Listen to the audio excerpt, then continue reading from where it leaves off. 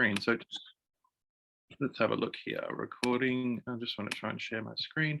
Host disabled participant screen sharing. So perhaps if one of you can give me access to share screen. Wonderful. I'll try that again. Let's have a look. Oh, there we go.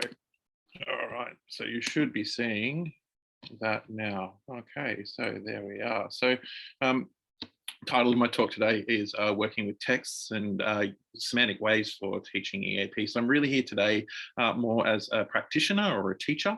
And I choose the term EAP practitioner quite carefully because it sort of talks about the role of, being able to talk and share my types of practices here today. So less so as a researcher. So let's get into it. So guys, quick outline of where I'm sort of be taking us today, sort of talking about the idea of an invitation or a call to arms for all of us here today. Then we'll sort of be looking or talking about the dimension of semantics in particular. And then I'm going to get into the nitty gritty of actually trying to work with texts using this theoretical tool and analytical toolkit. So I'll sort of be showing you the messy complexity of texts and how we might be able to work with them a little bit more in ways that will inform our pedagogic choices. And the way that I'm going to do that today is to talk about how I can use semantics as a way in to the text. Particularly often when you might be working with disciplines that are not your area of specialty. As an EAP specialist, I've done a lot of this, and so the tools that I'll be working with have allowed me to gain insight into this as well. And we'll go through and hopefully we'll have some time for a little bit of discussion. I'd also like to frame this as a little bit more of a discussion. So as I'm showing you any text analysis, if anyone has any questions or would like to engage or stop me, please do. I've got lots of stuff that I can talk about. So please, engage and let me know if there's anything that you'd like a little bit more about. So starting off the talk, I'm here today in the spirit of what is being called the scholarship or the scholarship of teaching and learning. So it's sort of the idea of an invitation, and it's often seen as a challenge to reconsider ourselves, EAP practitioners, not so much on the edge of academia, but as professionals, academic professionals that actually have something to contribute to higher education. So by doing this, we need to sort of make contributions to the professional knowledge. We're trying to shape practices, we're trying to inform policies, and we're trying to engage with students differently and ultimately accumulate our own social and epistemic capital and recognition. So sort of building our status within the higher education. And here I'm saying that the scholarship, it happens when we sort of bear what we do and we share it with each other. So I'm here today to engage you in a conversation with, the Singaporean community here and others that have joined from other parts of the world. So the professional community of EAP, and hopefully together we can sort of build on each other's work. I know that I've drawn on people's work here to inspire this as well.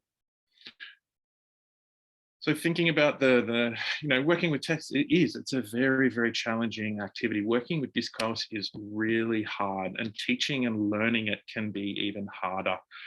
So there's lots of features of the text that we often talk about. So we can focus on, what is it about the disciplinary genres, the discourse, some of the features of the language, the grammar, the concepts and the terminology.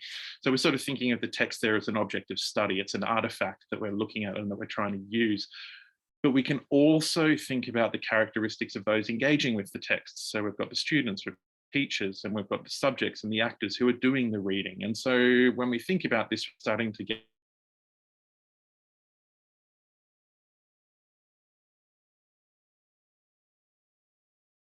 how much they know. Sometimes we also have the problem of, is the text actually appropriate to the purposes and needs of what we're trying to do? So lots to think about when we're working with texts. So my main question here today is, how can theory inform our practice of working with texts? My answer to this is very simply that it generates explanatory power. So the two theories that I draw on a lot are systemic functional linguistics, or SFL, informed by Halliday. It's a linguistic theory, and also LCT. So LCT is a theory of sociology. And so if I were to gloss it and simplify it, I might say linguists usually often look from the bottom up. They're looking at the words and the grammar, whereas LCT kind of looks at it from above, where it's looking at the social practices. And so together, these two frameworks are very complementary. Here's an example of a recent publication which draws on the two frameworks together. And they have a lot of dialogic potential, and they generate a lot of useful things here. So one way to think is that both of these theories individually, together, they help me understand, so they can develop the teacher knowledge of how texts work, which then informs on the teaching and learning of texts. So that's kind of like a bit of a scope of what I'm going to be talking about today. And I'll sort of be moving between these two sort of areas, thinking about, how can theory help us understand how texts work, and how might that inform our the pedagogic choices that we make in the classroom. It's a messy practice. This is an unfinished. The analysis that I'm going to show you is not perfect. Okay, it's something that has been put together, but that's part of what we do. We're often working with time constraints, lots of pressures, so we do the best that we can. So why do we use legitimation code theory? So if this is familiar to some of you, I'm sure that you've heard this. I know that so Letitia, Mark and Namali, I know that have spoken about this quite a bit, and I'm sort of contributing to the discussion as well. So what is LCT? Well, if I were to gloss it and simplify it, I'd say, well, basically it shows, it can reveal what's required to succeed, or what we call the rules of the game, and then it allows us to teach that to the students. It also aims to empower the teachers. It gives them tools, a nice set of tools for developing their teaching, because it's the teachers who are in the classroom and working with the students. And it also allows us to analyze and identify and show what kinds of practices work best for teaching different forms of knowledge to different kinds of students. So it's an extremely powerful and useful and applicable theory. The analytical toolkit. Today I'm going to be looking at the notion of semantics, which is based on the principle that everything that we do, all knowledge claims, all knowledge practices, there is some degree or some measure of abstraction, and there's some degree of complexity within this as well. So this principle is explored through the concepts of semantic gravity and semantic density. And these concepts allow us to ask the questions of, well, what are the forms that knowledge takes? And how do these forms of knowledge integrate, shift, change, and move over text or time? They're very abstract principles, so they always need to be enacted in a particular context. They always need to be operationalized, and that's kind of what we'll be working with today. So, semantic gravity, the degree to which meaning relates to its context, or its notion of context dependency. It's a relational idea. So it can be stronger or weaker along a continuum of strengths. So weaker semantic gravity, we might say, we can gloss it and say it might be more abstract, context independent, and stronger gravity, so more context dependent. We can also talk about the dynamic shifts or change over time. So we can talk about weakening semantic gravity, so where you start to generalize principles from a specific instance or context or a case. And you may also be able to strengthen the semantic gravity. So that's moving down from the abstract to very specific. So the other main concept that we're working with is density, and density relates to the condensation of meaning. And again, this is also relational, can be stronger or weaker. So basically, the weaker the semantic density, the fewer meanings are condensed into an icon or a meaning or some sort of artifact. And it can be stronger where more meanings are condensed into it as well. This can also be dynamic, so we can talk about the movement over time, so the strengthening, so we can condense and put more meaning into a symbol or a technical term, basically the idea of packaging things in, or we can talk about the weakening of semantic density, so we can unpack it and we can have the various meanings. So an example of way that we might do here is the notion of how does this happen? So we can talk about, this is an example, a glyphly, it's an imaginary term, doesn't mean anything. And we can increase the semantic density of this term by talking about types of it. So we can say, okay, so we can increase the semantic density and say there's a glyphly A and there's a glyphly B. Then we can increase the density further. We can create more links, so we can give characteristics to these types of things. So we can say that, you know, glyphly A is red and glyphly B is blue, and this can be infinite, and we can create more and more relations between the concepts, which develop, and the complexity increases. So this is often the nature of the very technical and the abstract concepts, which are indicative of the complex professional academic knowledge that we often deal with. So we can also think about how these variables map onto a Cartesian plane. And so we can often talk about the more decontextualized or abstract meanings, or the more concrete meanings, or we can talk about more complex and more simple. And so this generates a code or a snapshot of the types of meanings, and we can then talk about putting them together. So we can talk about how we can have more concrete and more simple meanings, which is common of everyday language and real world examples. We can weaken the gravity, so we can start talking about the idea of more abstract, but they're still quite simple in their meaning. So this is often the notion of genericism generalizations. We can strengthen the density, so we can start getting more complex meanings with abstract ideas, and we start getting the technicality and theory and the abstract concepts happening. But then we can also strengthen the gravity, where we can talk about concrete examples of complex meanings as well. So we often talk about the notion of specialized language with real world examples. So to sort of make this a little bit more, you know, tangible, I've used this when I've been teaching business, for example. So teaching on a Master of Professional Accounting, and the students have to learn the notion of a word like asset. So I can talk about the notion of a more abstract sort of, you know, go to a dictionary, here's an abstract definition, there's no specific time or place.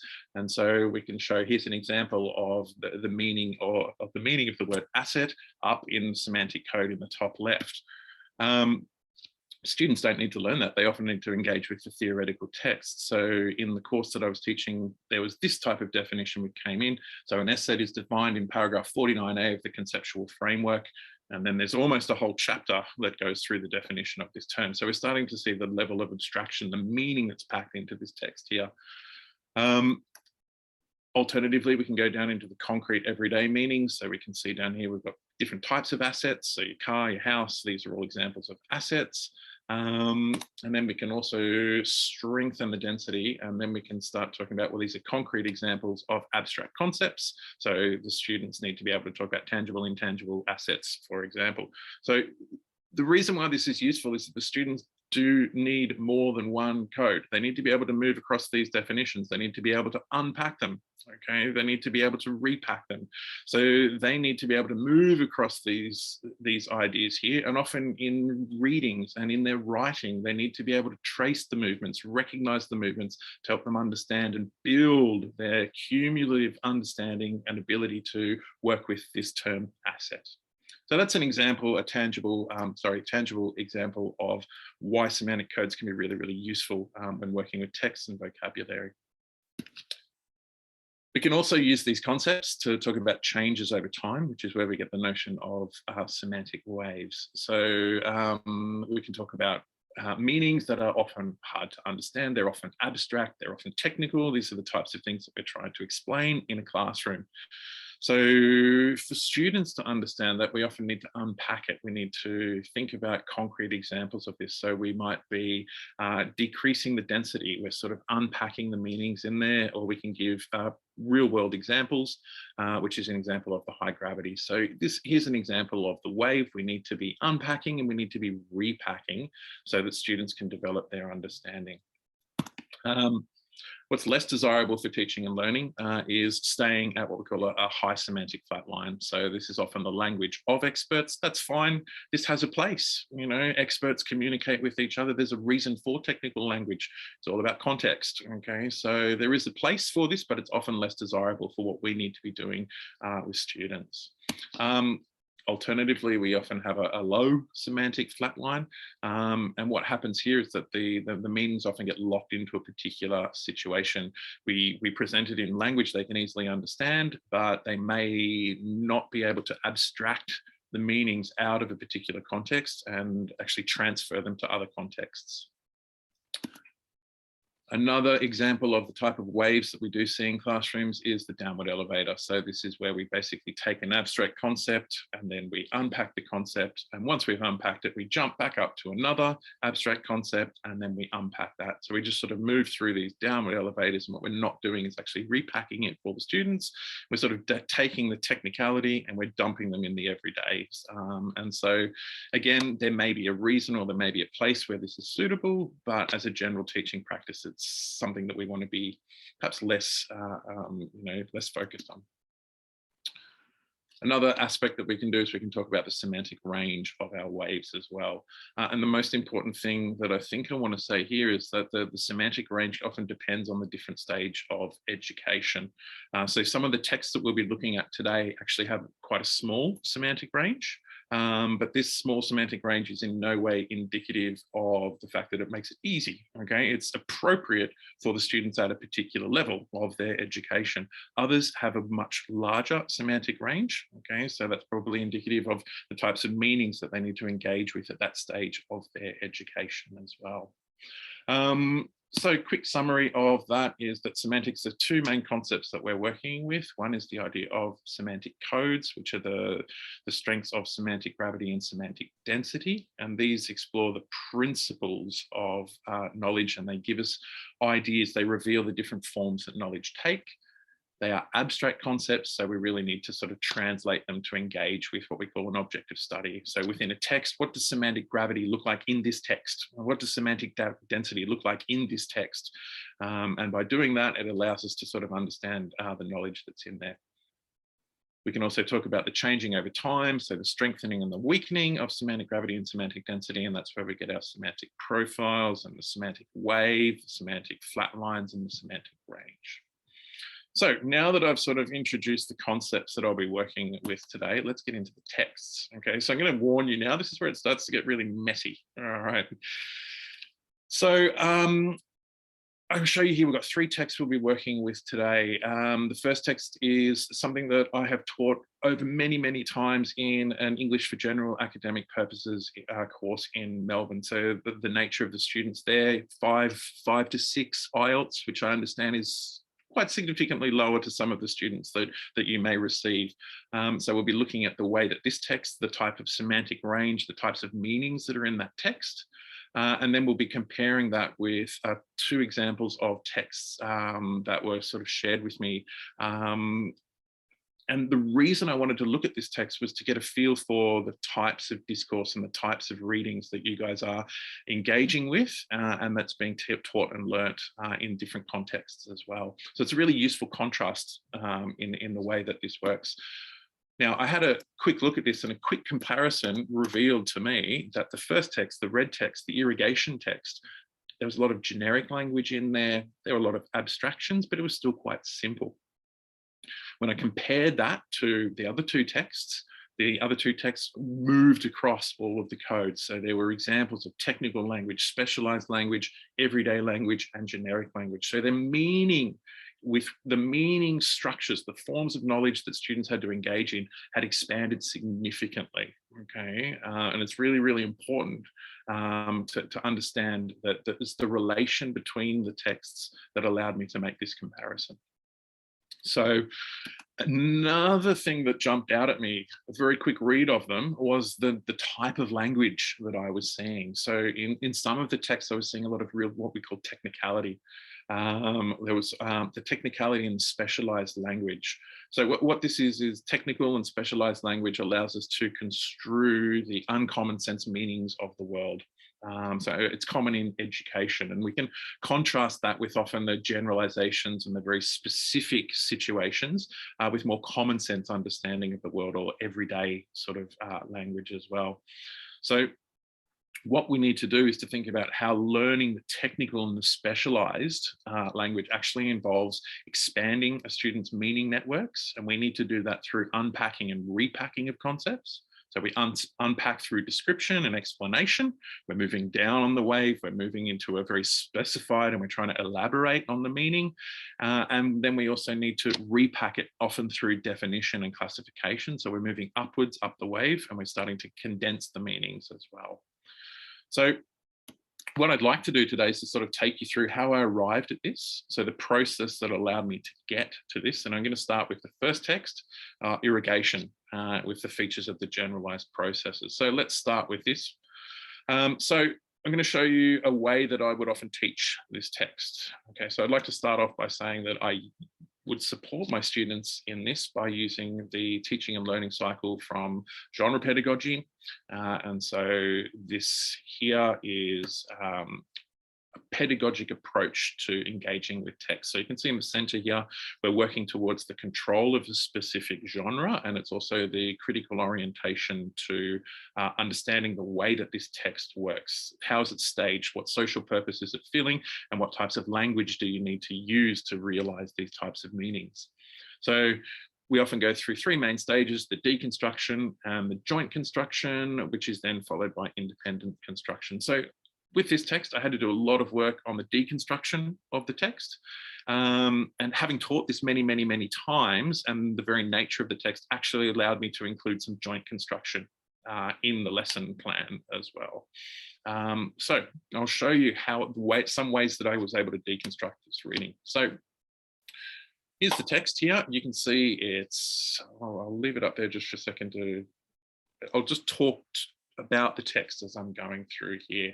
So relatively shortish kind of text, 200, maybe maximum 300 words, not very long. But again, this was for students with an IELTS of 5 or 6. So for these students, yeah, look, it often would take them a little bit of time, and so I needed to scaffold their reading and understanding of this. So the types of activities that I would do is I'd introduce the topic, I'd talk about the purpose of this text, and I'd say, okay, this text is organized in a particular way. So then I would often ask them and say, okay, let's have a read of it, let's work through it, okay, and we're looking to identify which paragraph perhaps is the most general and introduces the topic, and which paragraphs give details. Now, that's a fairly intuitive thing for students to understand, and they were able to sort of understand what I mean.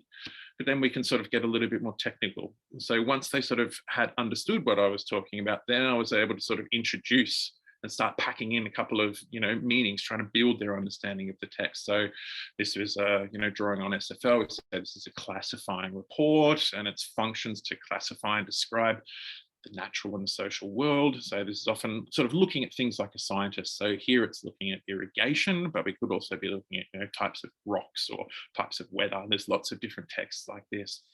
It goes through the stages of some type of classification, followed by a description. And I'm able to show the students that's kind of what we're doing here. We've got the red block, that's stage 1, and then we've got the green block, which is stage 2.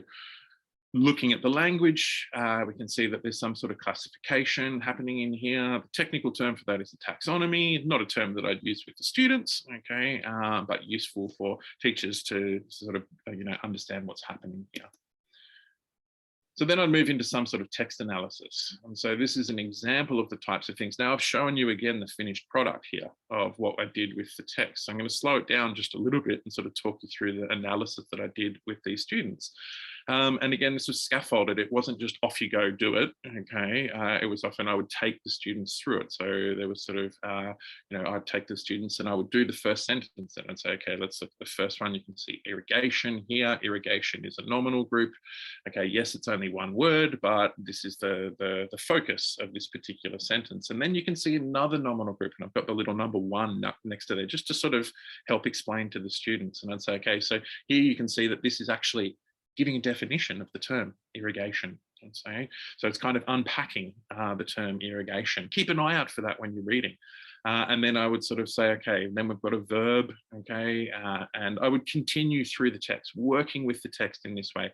So after I modeled quite a few sentences, I'd often do the first paragraph together as a group, and then I would sort of put them into groups and I'd let them work through the text a little bit, always with guided questions and monitoring and going around and checking and seeing how they worked with that. Don't underestimate the power of this type of analysis. It doesn't need to be perfect, okay, but it can be really, really useful for you to see how well the students are actually understanding this. I've done this with some classes that got this. We got through it in 5 or 10 minutes. I've been with other classes, it's taken us 40 minutes to do this, okay? So once again, it all depends on the context and the students that you're working with. Another way in to this text was to draw on the notion of semantics. So if students were struggling a little bit with that analysis, I would often bring this in a little bit earlier. Okay, so I'd say, okay, it's a bit complex. Let's step it back. Let's think about another way to look at it. So I can show it to you visually of what's happening is kind of a wave. So I could say we've kind of got this generalized idea here, which you can see in sentence 1. It's on irrigation. And as we move through the text, you can see that it's starting to be a little bit more specific. It's starting to talk about forms of irrigation or irrigation technology. And so you can see we've moved from section 1 and the 1.3, which was the description, the classification of what we're looking at. And then we move into paragraphs 2 and 3, which is the description of what we're doing. Now, this was very intuitive for students because they could kind of see that, and it kind of allowed them a way into the text. It's just an alternative way of working with text, but it seems to work, and students really sort of gravitate towards this, this way of looking at texts. So what this then allowed us to do was to move on to a stage of reconstruction. Again, depending on the time, you know, I didn't always do this, but one time I was able to do it, the students got it. So you can see on the left, we were able to sort of map that wave structure into the column on the far left. And then together we worked through the text, we worked on paraphrasing, we worked on unpacking the meanings, paraphrasing, writing it up together on the board. So I did the writing, I was in control, but I'd be working with the students. And then we got the student, we rewrote it together, we reconstructed the text as a class, a joint reconstruction, basically modeling to students the processes of what they need to go through, unpacking a text, identifying structure, language features, identifying the types of meanings in the text, paraphrasing it, and then repackaging it in a form that was, you know, intelligible and appropriate to their particular level there. So if I were to summarize what was happening in this text, there's a semantic structure. What's happening? It's a fairly simple concept. It's irrigation. It's a fairly simple taxonomy. It's talking about 4 methods or types of irrigation. And when we're looking at the language in there, they're mainly generalized concepts. So I can point this out to the students, often plural forms, crops, channels, fields, or it's uncountable nouns. Okay, so water, etc. So the nature of this text, it's often more general than specific, which is suggesting that the semantic gravity is quite weak here. It's quite general. There's some classification. Okay, so there's types, methods of irrigation, direct rainflow and smaller pipes. So the degree of complexity here relative to the context.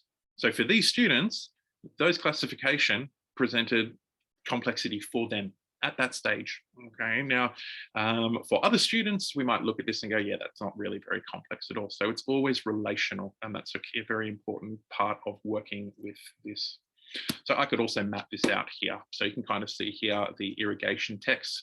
It's really working at the generalized level. There is a wave, okay? The wave that is there may look small, but depending on the students I was working with, there may need a lot of unpacking of the types of meanings there.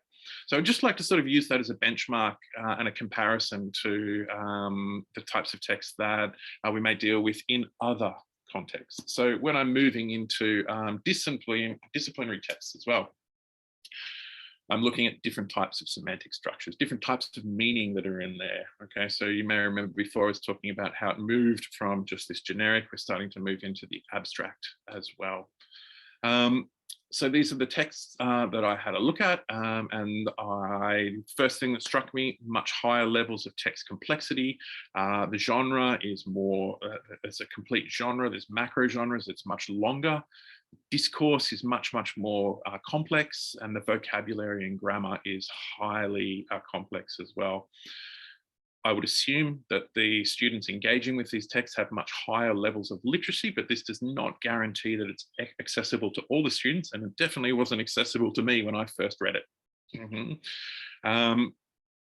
So what is it about this text? I was using semantics to kind of get into it, to try and understand it a little bit here. So what I was noticing was that there were shifts in semantic gravity and there were shifts in semantic density. So what I'm showing here is the sort of like a heuristic, okay, very simple explanation of what the different codes look like and the semantic structures. So we can say, for example, that we can have meanings that are very abstract, and complex, which are conceptual, they're theoretical. The way in which these meanings are related is often very integrated, and it's often a hierarchical network. Okay, so we need to understand the relations between all of the complex ideas to understand theory. Alternatively, we can go down into the practical.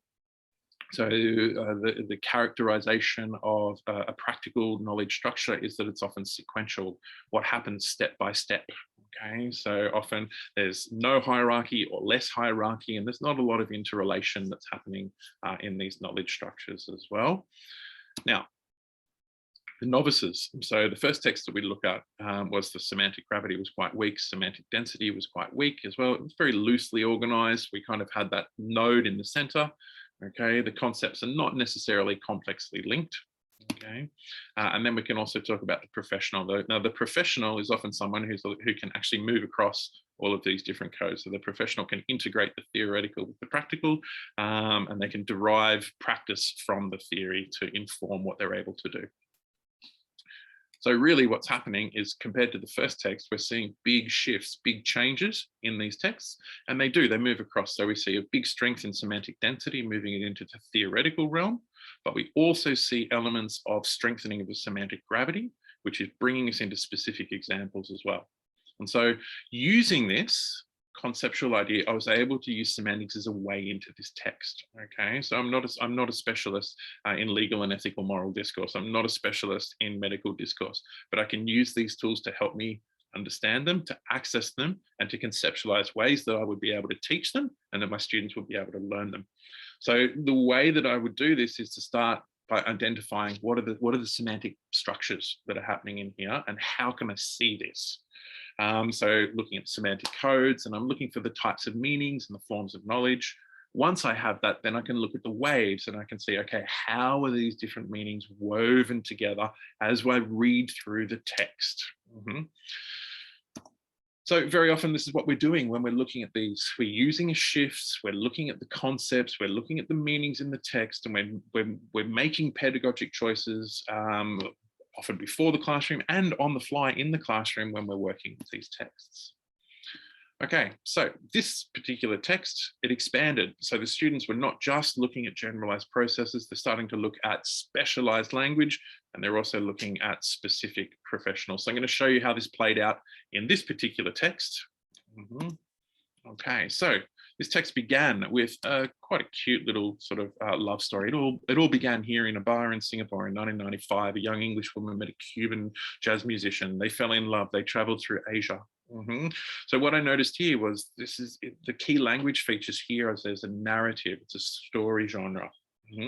And so I was seeing that there was an introduction and there was a description, the specific setting, Singapore, a bar, specific time, 1995, periods of time, 3 years, introduction to the characters, the descriptions of the characteristics and the types of characters. There were human participants, so people doing things in this particular section of the text. And there was a sequence of events in the past tense. So one way that I might work with the meanings here with students is to sort of say, okay, let's just slow down, let's have a look here, and let's identify who did what, where, when. Okay, and you can kind of see that I've got some color coding there to sort of show the students and make this visible, the types of meanings that are happening here. So I could say here that in terms of the coding, we've got relatively strong semantic gravity, or we're starting with a stronger semantic gravity. It's specific places and people and times, and there's not a lot of density happening here. There's not a lot of meaning packaged into anything here. Okay, now, at the end of the introduction, there's a shift, and we can see this shift, okay? There's both a legal saga and a love story. It serves to remind us that whatever our leanings, the assisted dying debate remains an irreducibly human issue. It follows that we must summon all the compassion and kindness in our hearts when broaching the matter. So the key language features that I was seeing here was there was a move from the characters in the narrative to a we and an us. So it seems to be trying to appeal to the reader, sort of a reference to the common man, the general public, whoever the reader is. Change in the verb tense, so change from the past to the present. So in some ways it's making this more relevant to the here and the now. The subjects, the participants have changed. There's mostly non-human abstract participants, legal saga, leanings, debate, issue here, compassion, kindness, and there's also an emotional charging happening in here. Another thing I noticed was that this is what's the function of this change, this shift in the language, really to interpret the significance of the narrative and the story, and it sort of acts as a springboard into the rest of the text. So in terms of what's happening here, the semantic gravity had weakened, it started to generalize, it started to abstract a little bit away from it, and the semantic density, the meanings are starting to increase. And from here on in, it just snowballs. It starts to get more and more specialized and more complex. Okay, so we start to see the operationalization of specialized definitions. So before we can go any further in the text, we need to look at, okay, well, from the perspective of a medical practitioner, there's a discernible difference between killing and letting die. Okay, so then we start getting these specialized terminology coming through here. So what's happening, if the key language features are telling me that we need to define the key concepts for the medical practitioners. There's a complexity in the noun groups that is required to be more specific and more accurate. And we're moving away from this common sense sort of everyday understanding of killing and letting die to a more uncommon sense taxonomy of basically types of death. Yeah, okay. And this is significant for in sort of the text and the knowledge that we're building as we move through this text. So again, we can see here that there's a further weakening. We're moving into even more sort of decontextualized ideas, more generalizations, and we're also continuing to strengthen the semantic density here. We then moved into the next section, and the next section really started coming on quite heavy with the legal discourse. So the involvement of legal rights arises only in relation to accelerating death.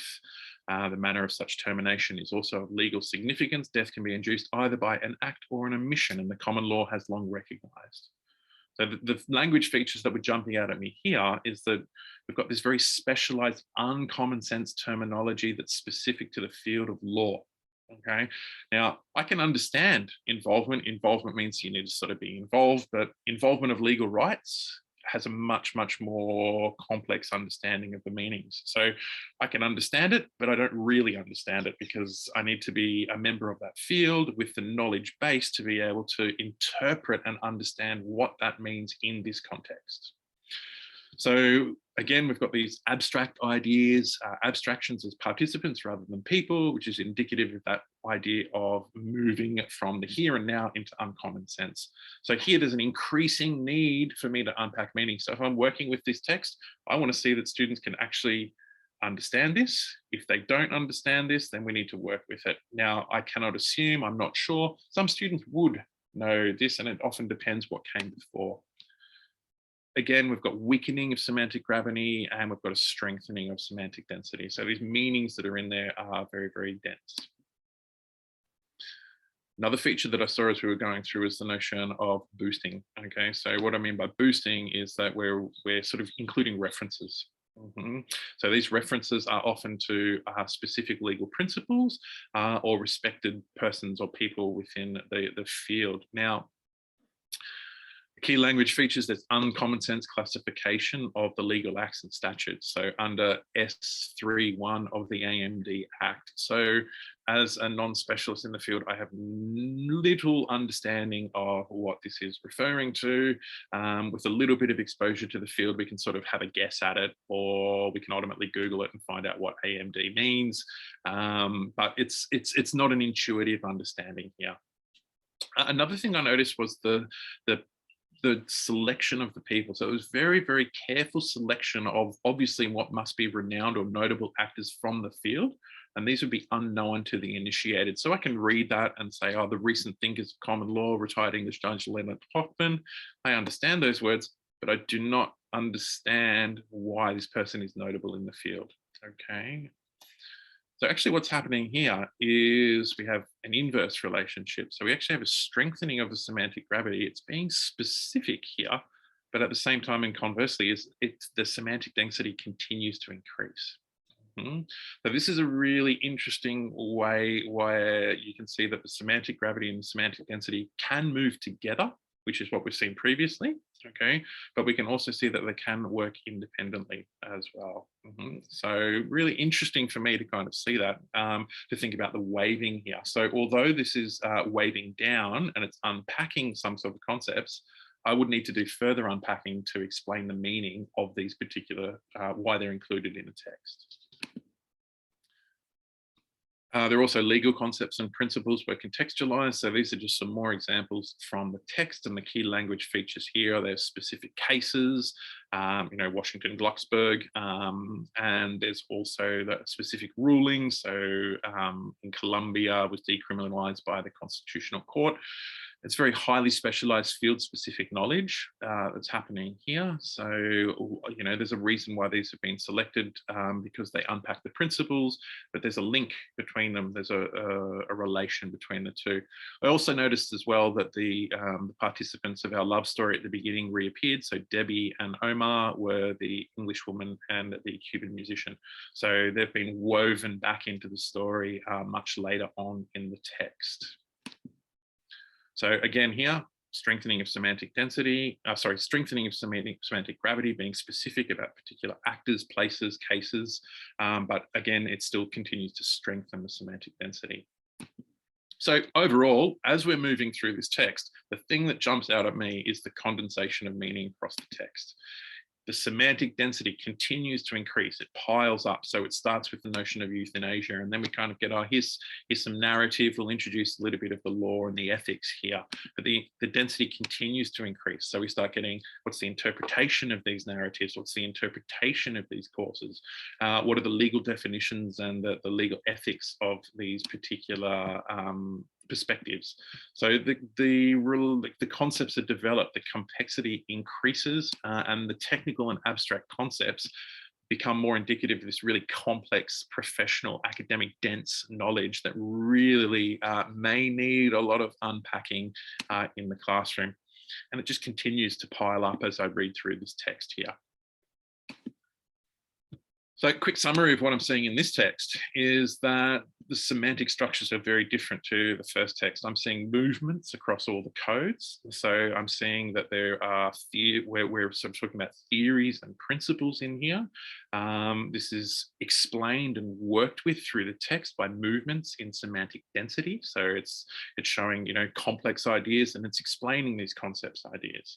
But it's also showing the links to the legal and the medical practice through shifts in semantic gravity as well. So it's talking about these decontextualized ideas and actually really contextualizing them in specific cases and making these connections and links between as well. So quite a complex text to deal with, and I can map it as well. So you may remember before I showed the irrigation text, the green text, sort of waving along, but we can also see that this text has a much greater semantic range happening here. So it starts off in the specific. So it sort of starts, you know, nice and specific, the story of the love story, but very quickly it sort of jumps up into this specialized interpretation through the legal idea. And as it moves through the text, we've got all these peaks and troughs and peaks and troughs and the peaks and troughs. The peaks are often the specialized terminology, the abstract principles, okay? And then often these principles are often contextualized through cases or narratives or examples throughout the text. So what I'd be noticing here is that, well, if I'm going to try and teach this text, I just need to focus perhaps a little bit more on the waving. Probably not going to get through all of this text. I may have to select elements of this text. And this is where the teacher and the expert comes in. So what's the purpose of using this text in the class? Are we looking at the way that these principles have been enacted in these particular practice or these cases? And I might choose a couple of these waves and work with these waves in the class.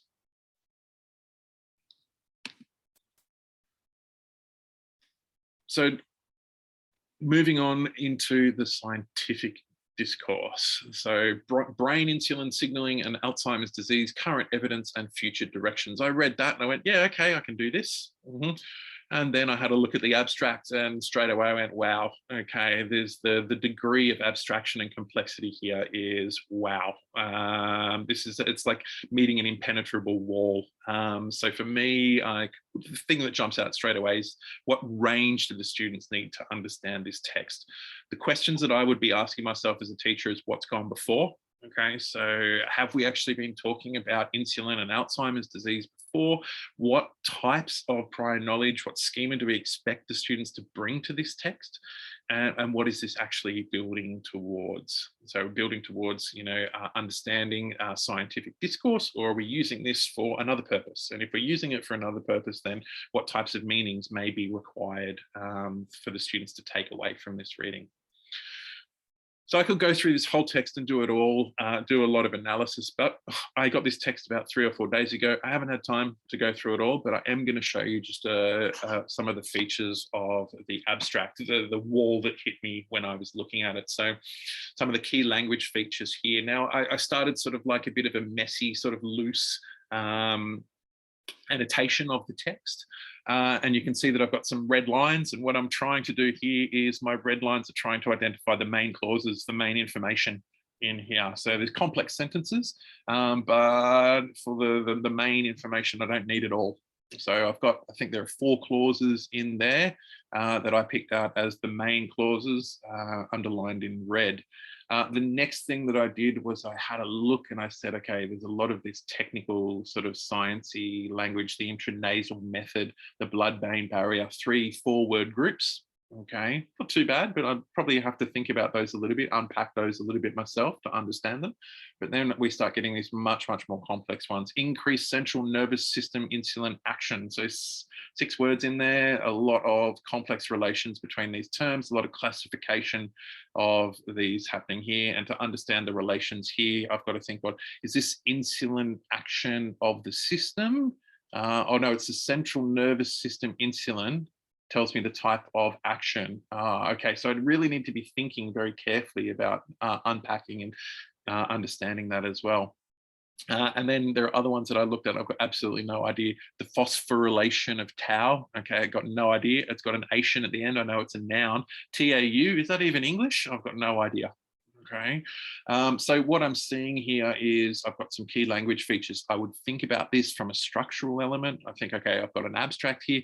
Is this a typical abstract? Does it go through stages of an introduction, a research significance, a methodology, a results, a conclusion? I've got a question mark there because when I look at it, no, it doesn't. It doesn't seem to be following that type of structure. So I'd have to do more work to look at, what's the structure here.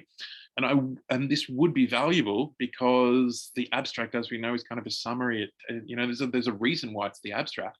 It's got to, explain to the students. So the density in the abstract is unpacked as we read through the article. So, moving backwards and forwards from the text back to the abstract. So we can see the complex noun groups. There's very uncommon sense taxonomies in here. There's very complex relations within, between, and across the concepts here. It's a relatively high semantic flatline. There's not a lot of unpacking of these terms. There's not a lot of specific examples of these terms. And I would suggest here that there's a lot of work. There's more work for me to do to understand the knowledge in this text. And I think that the students would need lots of help unpacking and repacking of meanings. But this is me making the assumption that students have got no understanding of this whatsoever. Now, I may be wrong. Students may have worked on this previously. They have an existing knowledge structure that allows them to enter and access and understand this text more. So again, I could look at this one. I could say, okay, what types of semantic structures am I seeing? Well, I'm seeing this theory. I'm seeing these principles. There's movements in the semantic density as I move through the text. And there's also, there's links to, I've didn't change that one. Okay, so you can see it's got legal and medical practice here, but there are strengths in the semantic gravity as well. So what I would say is that the high semantic flatline that was in here is more characteristic of an expert text, but there is some limited movement across. So what's happening here in the legal and the scientific discourse? Well, I could read this text from a novice perspective. And I could say, okay, euthanasia, and I could read through this text and I could pull out a few examples. And I could say, oh, euthanasia is this, euthanasia is to do with the brain, here are a few parts of the brain. And I could generate kind of like a simple conceptual understanding of this text. But obviously that's not what we want. We don't want this novice understanding with very loose links between it. We want the students to be developing this more theoretical and conceptual understanding of the topic. And so to do that, they need these integrated and hierarchical networks. We also perhaps need them to think about the practical as well. So what is it about why are we reading this text? How is it going to help us as practitioners, medical practitioners as well? Now, my pedagogic choice is I may push more towards the theoretical. Given that this has a higher semantic flatline, I'd be thinking, let's go towards the theory. Let's maybe stay away from the practical. Let's not, let's not confuse it and make it too complicated as well. So that's kind of how I came to this understanding of the relational differences between a text. So I can see that I've got what's called a heuristic translation of semantic density in the discourse of these texts.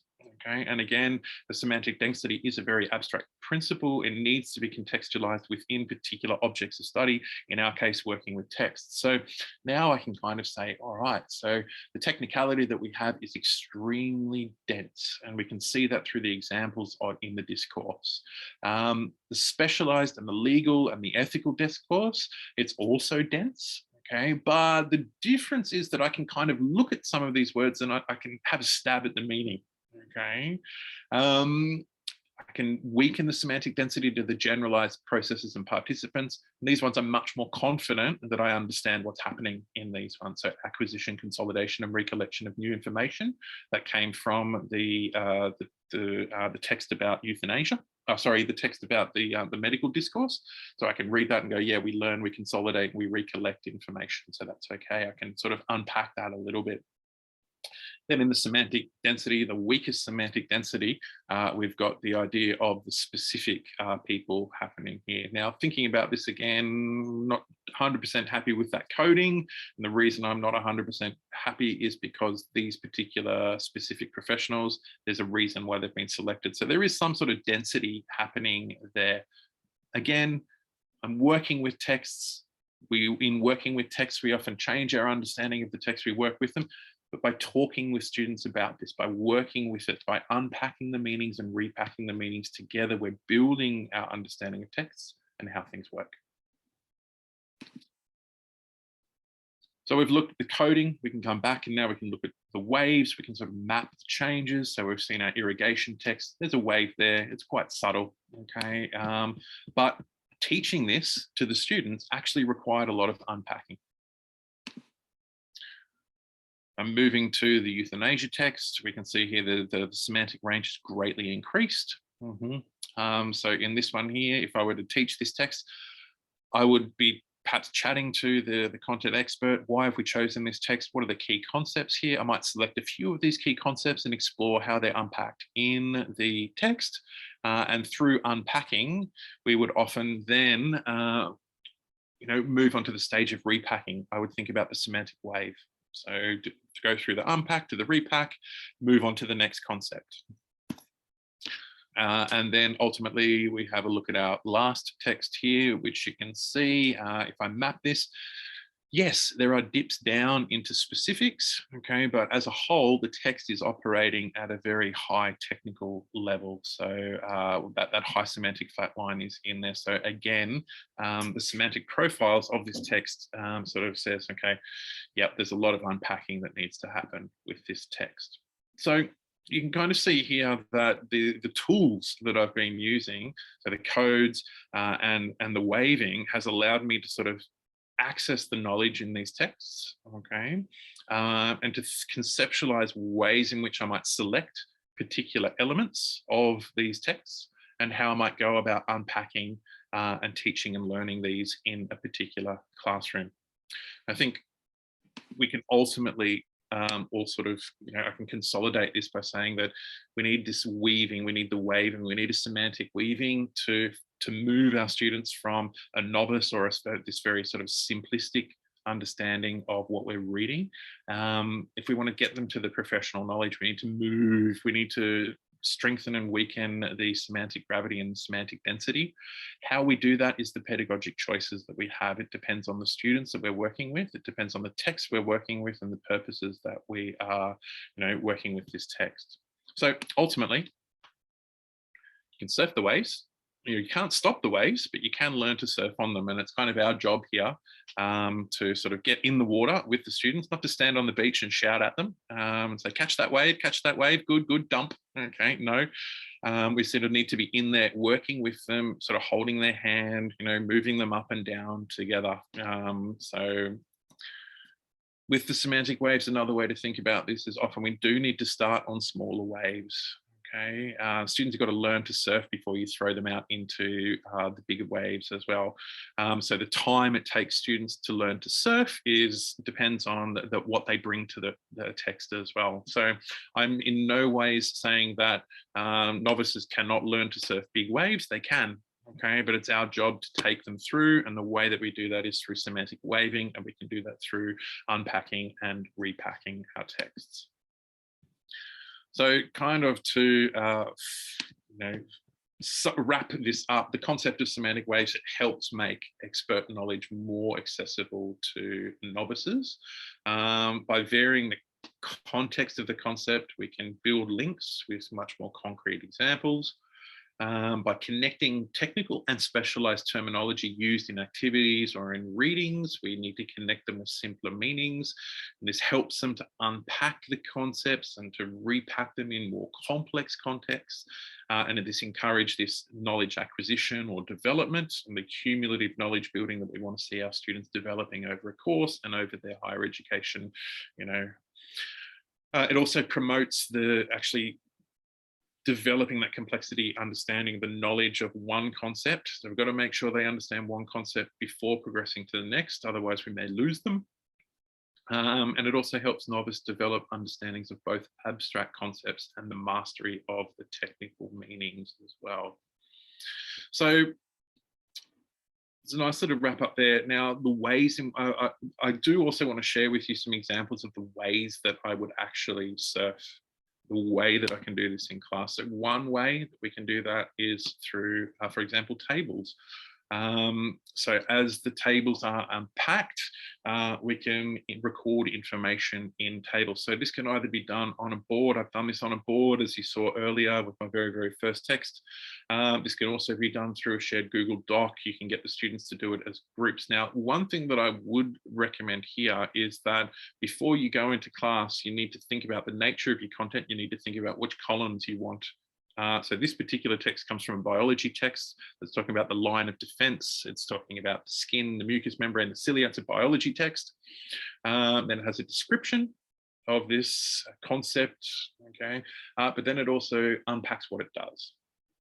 Now, in this particular lesson, the teacher would have done all this unpacking, and then they probably would have got the student to copy this text down. Okay, the student needs to be actively engaged in this, and I would recommend that just them taking a photo is probably less likely for them to be, because you've done the unpacking, not them. And if you want them to repack it, they're going to have to do, some sort of active engagement there as well. So tables is a good way for unpacking and repacking.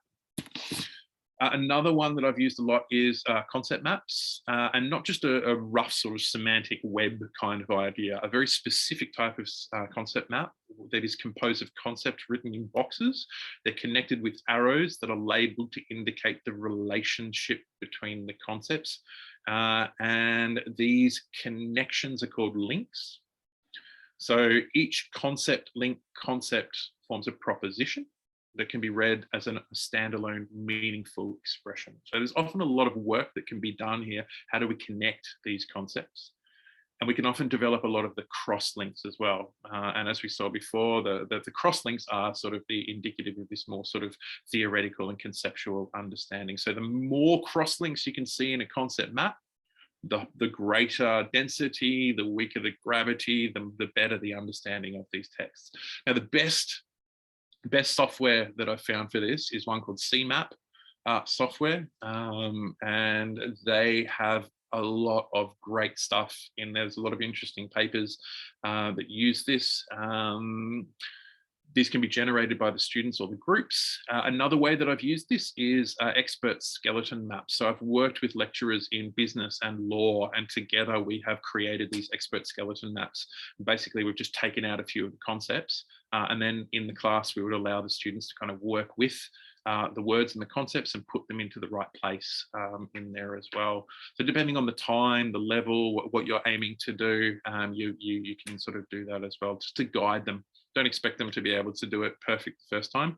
And another thing I always say to them is the concept map is never finished. We can always keep working, rearranging, and looking at that. But I highly recommend this particular website, really, really useful.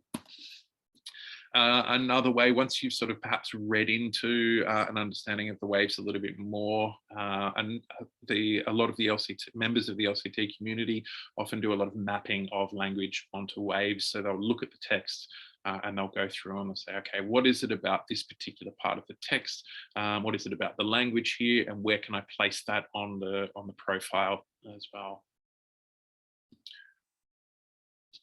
So my final thing that I'd like to say, look, there are lots of different ways of working with text. So we can talk about things like the teaching and learning cycle. We're going through these stages of deconstruction and field building, talking about the purpose of the text and guided annotation of the text. But we can also use semantic waves to scaffold the student development of key concepts. Now, we don't have to use semantic waves explicitly. Okay, and very often in class, I've never spoken about semantic waves. I've spoken about waves, okay, and I've spoken about complexity and abstraction because these seem to be a little bit more accessible for my students. It's about developing some sort of shared understanding of what we're talking about. And as I said, if my students are 5, 6 IELTS, I'm not going to hit them with some very complex conceptual understanding. Now, having said that, I would love to work with some students that would allow me to operate with slightly higher, semantic range, and would allow me to actually label the phenomena, probably take, shortcut a lot of the knowledge building that I need to do. So ways that we can sort of build our semantic waves, so through discussions, unpacking and repacking the relations between them, generating taxonomies through tables, concept maps, or semantic waves. Ultimately, in LCT, we do say only use as much theory as your audience can handle, okay? So the way that I could say that is you might choose to just use semantic gravity, or you might just choose to have a look at semantic density. Don't try and use it all in one go. Choose something that works for you in the text, what's sort of jumping out at you. And I've included a few selected references here at the end. Just for further reading and some of the references that I've used throughout the text as well.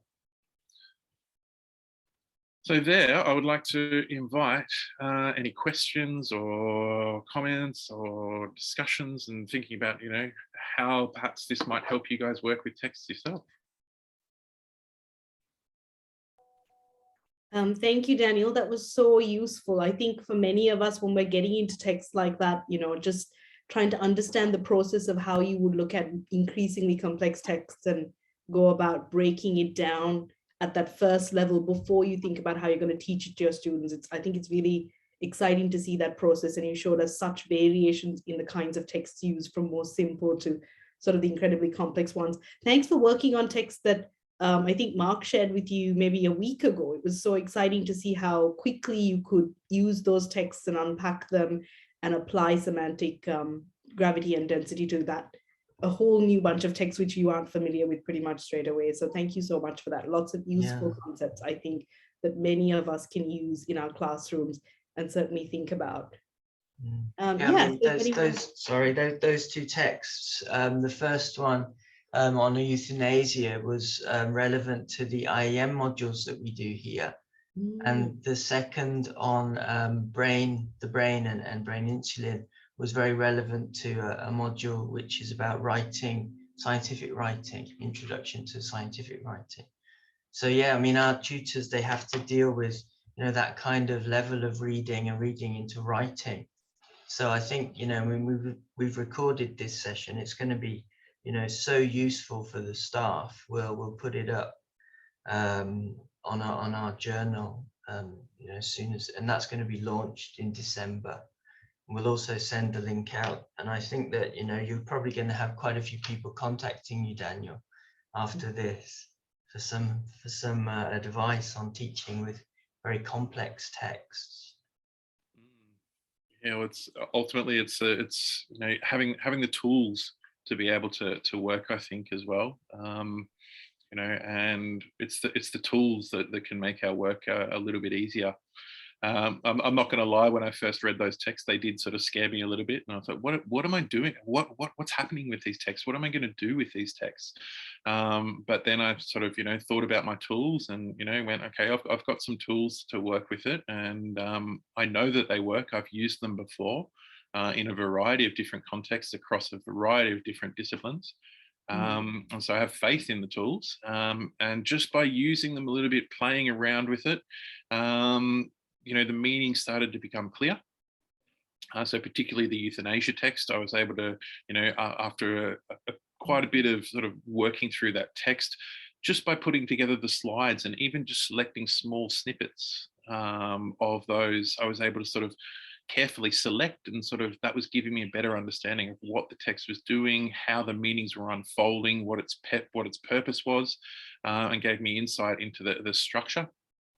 And the same with the other one as well. Although it was very dense and very sort of, you know, challenging to understand, a few little tools really helped me with it.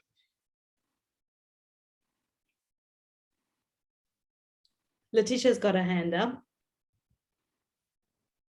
Yeah, but there is a there's a question in the chat, is there? Oh, it's a thank you. Okay. Yeah, I don't want to jump in if anyone else wants to ask a question. I've used, Daniel, I've used your video on writing reflection, which is absolutely brilliant and so easy to use. It's on the same concepts, and it guides students to connect knowledge and the literature to their personal experience when they write a reflection. And so I found that super useful. The students get it in 5 minutes. I get them to then chart a text that I give them, and they do it on big paper to put on the boards or on whiteboards around the class. But then what I would like you to talk a bit more about is how you then go back into, I mean, apply these as students write their own text, as they write, let's say, an assignment in your modules. How do you then support them to see those same concepts in their text and to increase them or adjust semantic gravity, etc.? I think that might be very useful for everyone to hear. Definitely. So if I just understand the question, it's sort of how can we kind of make that circle?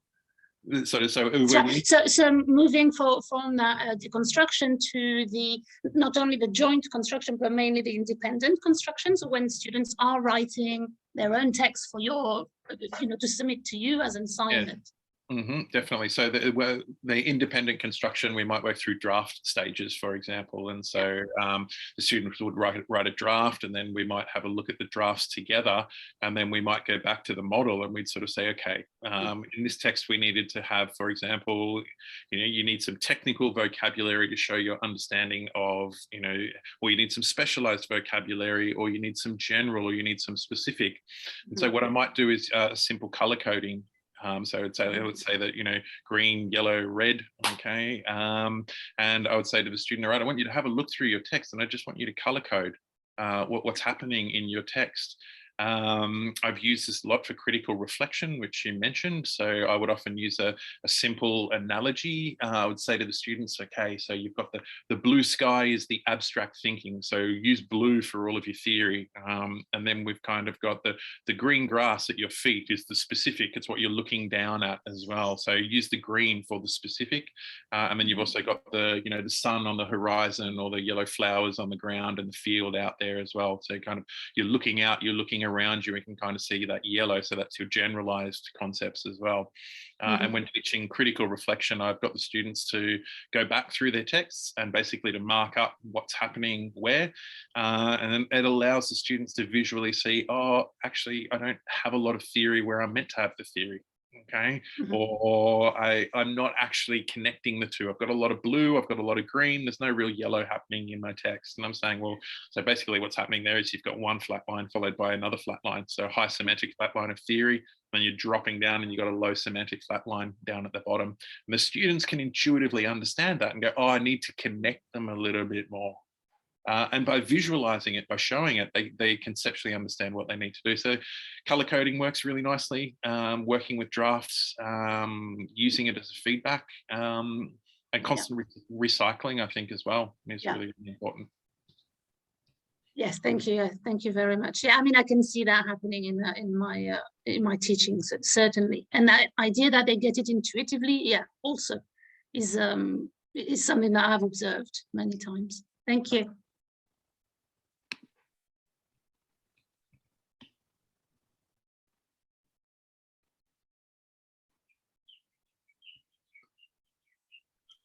Do we have any other questions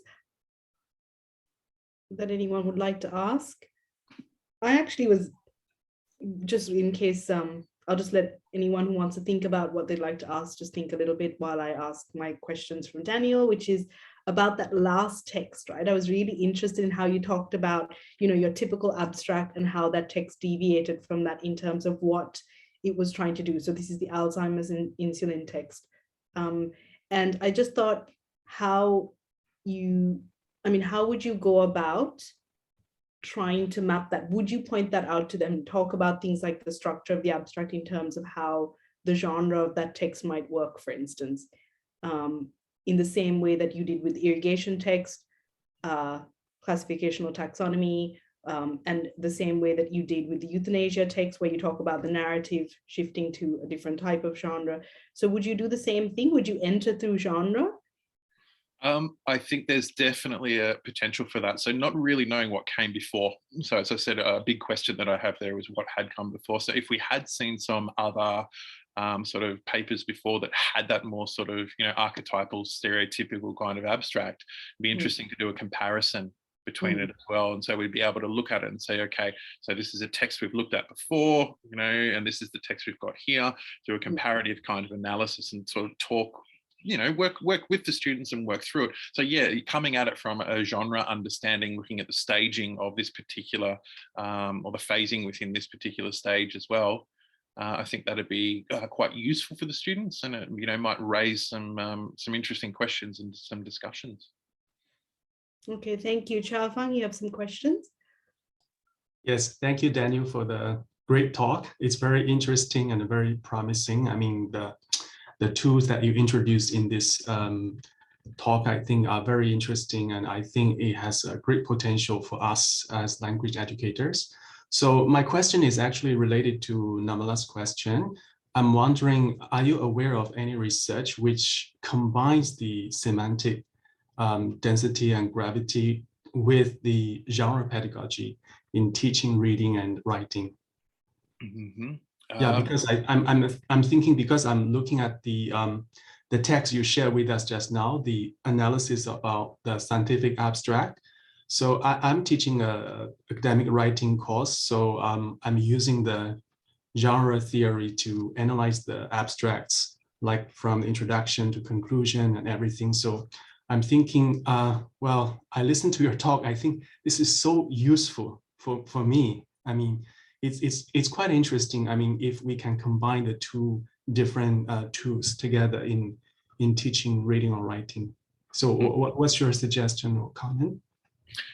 There's a lot of great research out there, particularly in science, which of drawing the two frameworks together. Just, I think, earlier this year, there was an LCT book series. They've just released one on scientific discourse. So specifically looking at basically extending both our SFL and LCT understanding of scientific discourse. From memory, there are 3 parts in this book. The first one kind of looks at the SFL understanding of language and how we can actually extend our understandings through engagement with LCT. The second part looks at how LCT has been extended through insights from SFL. And then the third part shows how the two can be, very complementary and how they can be enacted for science education. So perhaps that's a great place to start, is the LCT book series, the most recent one, Science, Knowledge, Language, and Pedagogy, I think. I just put it in. It's the Teaching Science, Knowledge, Language, and Pedagogy. Is that Mm-hmm. right, Daniel? That one, the most recent one, right? That's the one. And Doran. Yeah. Yes. Yeah. So I'm sort of working my way through this at the moment. And yeah, there's some really, really useful advances in SFL, particularly looking at the discourse semantic level. And looking at how discourse semantic and field can be related right down to the language itself, and that's often been in discussion with, or that's written by scholars that are using both LCT and SFL. So check out the book. Thank you. We have another question in the chat box as well, Daniel. Yes. Okay. So let's have a look in terms of preparing how to apply these tools in working with text. Xiaofang, I'll check if that book is available in the library, and if not, I'll order it, because they usually have, because the Routledge editions, if I'm not mistaken, they usually have the online version, so you can just download the whole book or chapter by chapter once the university has access. Okay, so I've got a question talking about essential knowledge on language features. So the ways that I've often worked with the way language works is to draw on my knowledge of SFL and to talk about what you call transitivity. So transitivity is often at the language, or we can look at the clauses in a text. And so we would be going through and we'd be saying, okay, language realizes our understanding of the world, and so we can talk about its where we have people, we have participants, which can be people and things, we have the activities in which they engage, which are the processes, our verbs or our verb groups, and these interact together in locations or circumstances as well. So one way that I give them the essential knowledge of language features is to move beyond word class into a functional understanding. So most of the students that I've taught come into class, they use the word noun, verb, adjective, but they're completely unaware of the function of these words. So I have to do quite a bit of work building on their understanding and say, okay, a noun is a thing, a person, and a place, but let's have a look at it in the context. So my analysis of perhaps the first text was where that was most visible. So I'd, you just use some simple color coding. You might use red for the verb, blue for a participant, and green for a circumstance, and just have a look through some of the texts here and do a color coding. In the classroom, I've often, created shared docs, and I give, we do a text together. So I might do the first one paragraph as a class with, guided construction and deconstruction, and then I would send the students off into groups to have a look. The thing that I found really useful of it really gives me a really good understanding of just what level my students are at. And again, some students pick it up quite intuitively, others struggle a bit with it. And that just sort of gives me an indication of where I might need to allocate a little bit more time in class. And the levels of complexity as well. I often start quite simple, and then once they can sort of work with these sort of clauses, I'll push them a little bit further, and we'll start looking at the complex clauses as well. But it's always contextualized, so I don't work just with the grammar or just with the word class. I'm always sort of moving between the the strata and the meta functions, and trying to look at them and think about them from many different perspectives.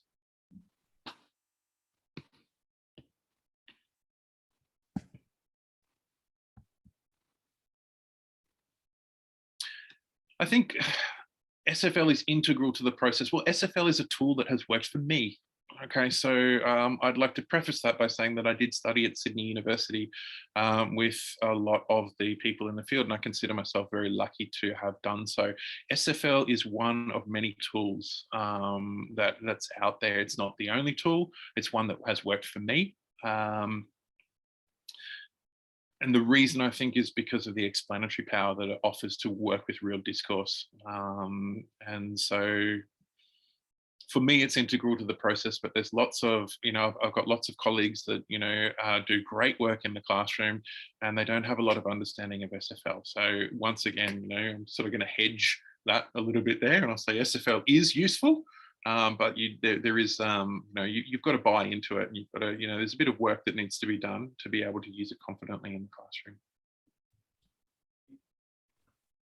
I think just adding to that, that's one of the amazing things about LCT is that you can actually sort of dabble around with it, use it in the classroom, use it immediately once you've read maybe your first introductory article on semantic waves, like the one that you and Richard wrote. Just straight away think about how can I use this to analyze a text and then show it to my students. I mean, I certainly do it in 10 minutes with my students, and they are using it to analyze absolutely everything. I even do the same thing with another tool with axiological clusters.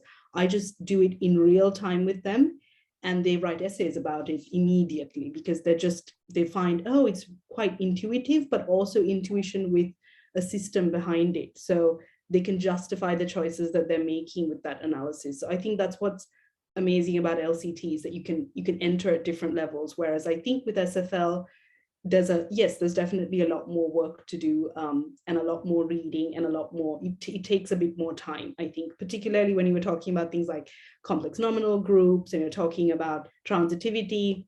It takes a little bit more time to feel comfortable with being able to do that kind of analysis. But certainly semantics is one, I think, that you can enter into any text with that and feel fairly certain through a certain amount of intuitive knowledge of how you can use it straight away. So that was really useful to see how you transition between those two types of theories and then bring them together, but also show the potential in your texts for how you can use one and not the other is, I think, really useful for all of us. Can I just add to that, Namala? Yeah, sure, go ahead, Mark. I think what was really interesting was how you were showing how, complexity is added to nominalizations. And you were talking about the hierarchies in the taxonomies. And, the semantic density wave shows that quite nicely, although it's heuristic. Students can really, I think, they can get a lot of meaning from that. So rather than us just talking about hierarchies in semantic meaning, we can give a visualization of it. We can heuristically map it, can't we, as our knowledge develops. And I think you can even get students to do that themselves as activities, perhaps. Definitely. As a part of repacking. Yeah, I've sort of used that before, and I would often, with the students that I worked with, they'd come in with, we'd be working with individual lexical items. And so, for example, like a verb have, and we'd be talking about it, and I'd be saying, well, how many understandings, how many ways can you use this verb have? And they'd say, I have a brother. Like, okay, great. What's another way? Oh, I'm having dinner. Okay, all right, good. So that's two different meanings as well. And then I'd often say, well, let's have a look in the dictionary. Let's just see how many different ways. And the student's jaw drops when it hits about 60 different meanings or something like that. But it's, it's sort of like a nice way of, just making it, presenting it to it in a tangible way that student can understand it, rather than just going, oh, I need 60 meanings, or I need to learn 60 meanings. Like, no, it's about the context. It's about expanding your meaning potential. It's about building, you don't need to jump to that, the end of the, with that lovely sort of Whiffley diagram where it just, let's start with one and then let's move to two and then let's move to three and, build it up sequentially and, you'll get there. As long as you're understanding the principles of where you're going, the principles of where you're heading, it gives them a framework to download the knowledge, I guess, that they're encountering.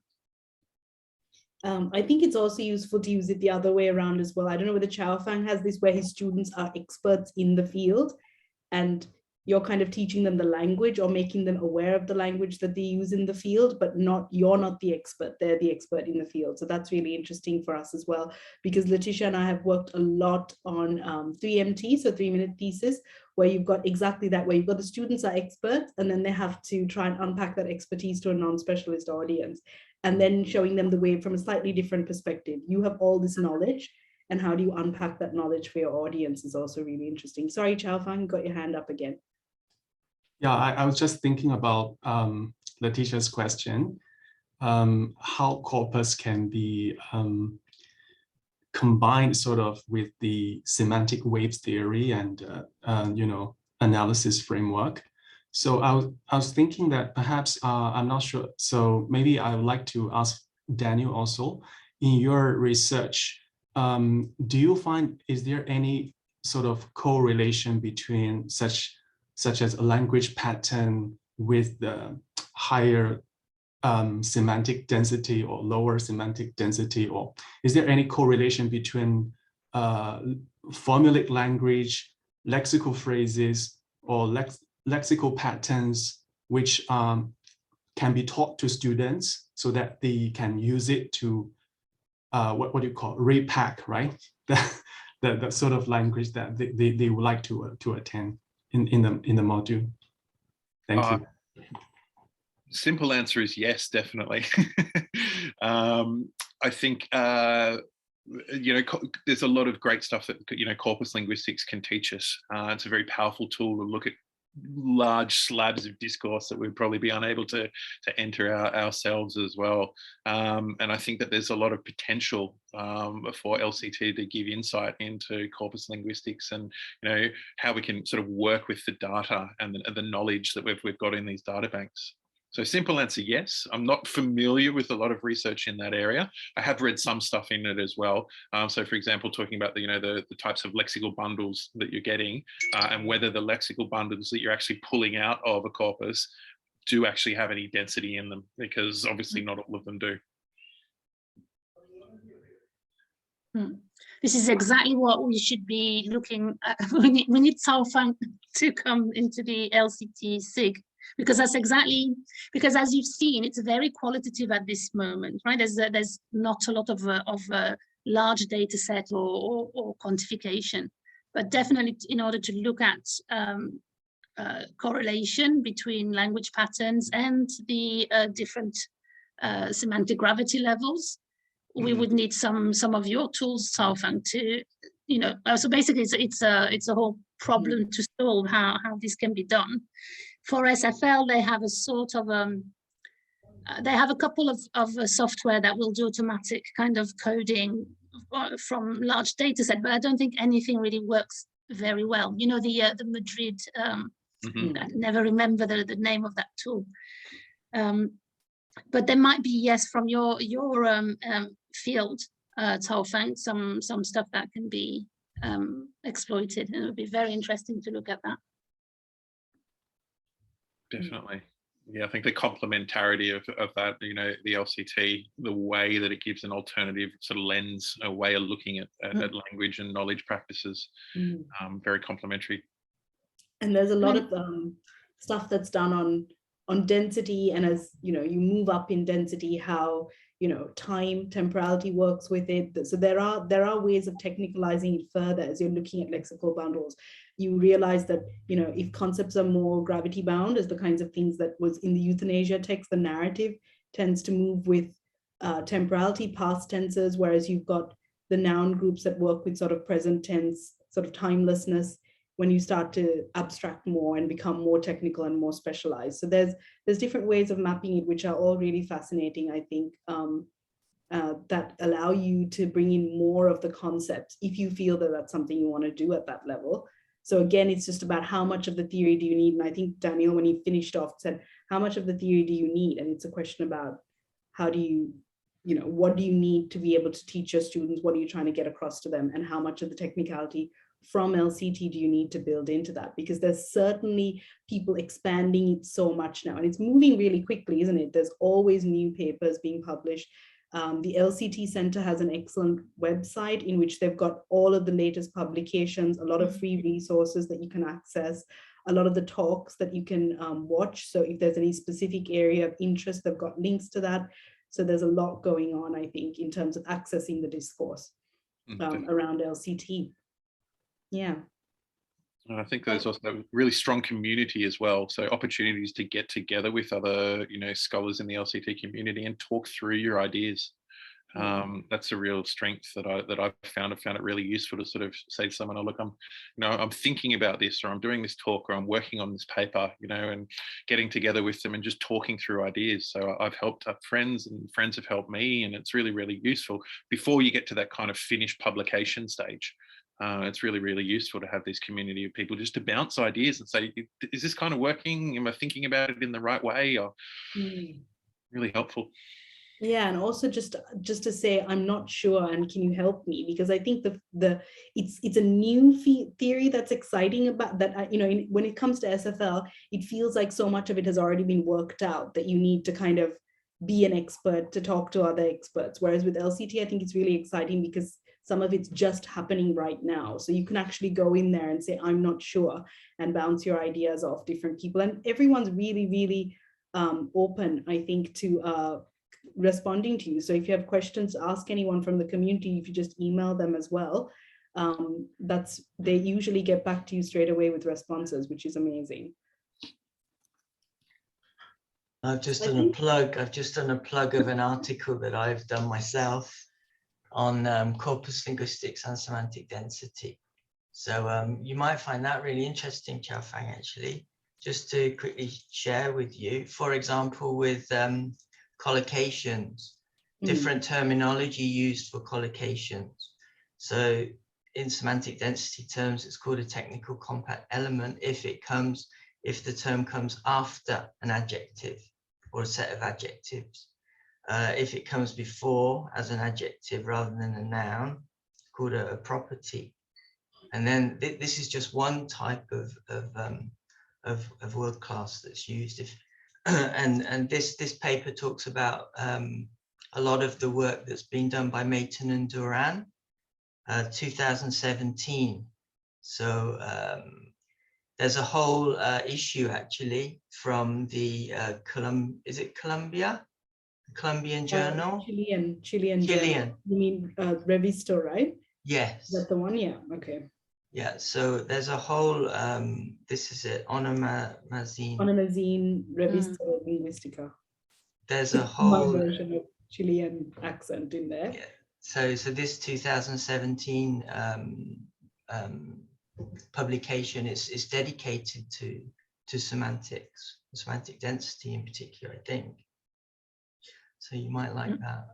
Yeah. Thanks, Mark. Very useful. All right. Okay, so I think just being mindful of time, it's already on nearly 1:40, so I just wanted to say thank you to everyone. Daniel, we have a little token of appreciation for you, so keep an eye out on your email. We've got a little book voucher for you to use on a book of your choice, and we'll get that to you by next week. And I just want to say thank you so much to Daniel, especially for taking on so many of the texts that we engage with and making it really relevant to our center and the work that we do in EAP. So thank you so much, Daniel. That was a brilliant talk. The resource will be available to everyone. So we'll send out an email when it's available online so that everyone can have a look and use it in their future teaching, etc. Thanks, Daniel. Thank you, everyone. Thank you. Thank you, Daniel. Thanks. Right, bye-bye. Thank you, everyone. Bye-bye.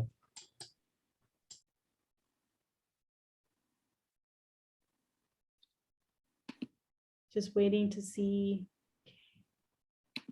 Oh, Daniel, I'm holding back just to say that was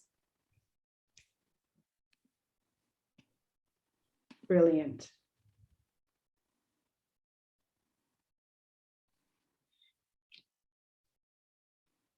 Thank you so much. Oh my goodness. I loved it, loved it, loved it. It was top class. Oh, it really was. Sometimes when I hear my own colleagues speak, I'm so thrilled that I know them that I'm like,